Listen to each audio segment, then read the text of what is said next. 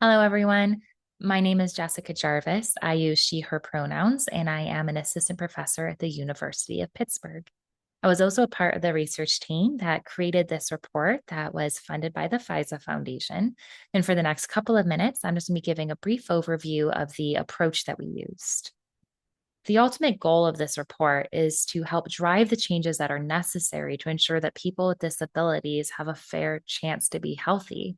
And as a first step in achieving this goal, this report characterizes some of the key experiences that people with disabilities report having when they're accessing healthcare services. Recognizing that access to healthcare is a critical issue both nationally and locally, we gathered our data in two different ways, but we always kept it centered on experiences that were reported directly by someone who has a disability or the primary caregiver of someone with a disability. So, first, we conducted a systematic review of the literature, identifying and summarizing all published research that had been based in the United States with data from the year 2014 or later. And we chose that year because this was the year that the Affordable Care Act was implemented.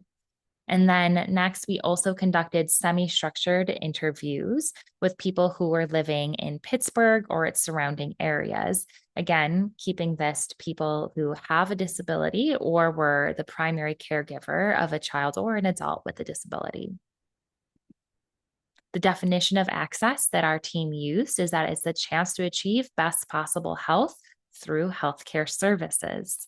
In this sense, then, access is not a singular time point or a verb, but a noun that captures the range of steps that are a part of this process and really kind of a sequential process in having your healthcare needs met, as demonstrated on this figure here in the slide.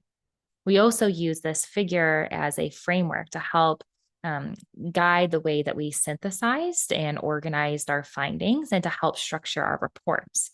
However, after we did that, we then went through multiple rounds of revision of this report, both with feedback from the FISA Foundation and going through multiple rounds of review with some experts from our local community.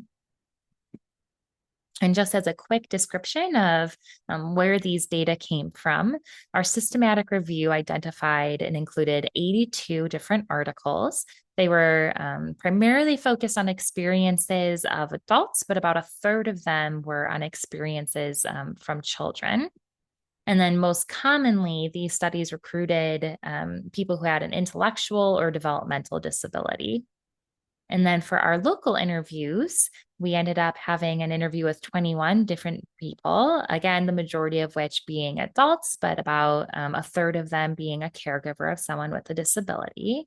And in this group, the most common disability type reported was having a physical or a mobility related disability. Right. And so, with that quick overview of our methods, I'll let you know that you can find a few more details if you're interested in the appendix of the reports.